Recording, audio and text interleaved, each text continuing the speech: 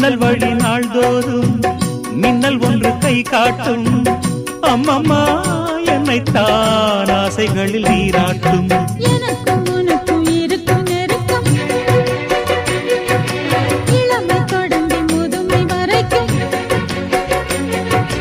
இரவும் பகலும் உறவை வளர்க்கும், இடையில் இருக்கும் தடையை தகர்க்கும்.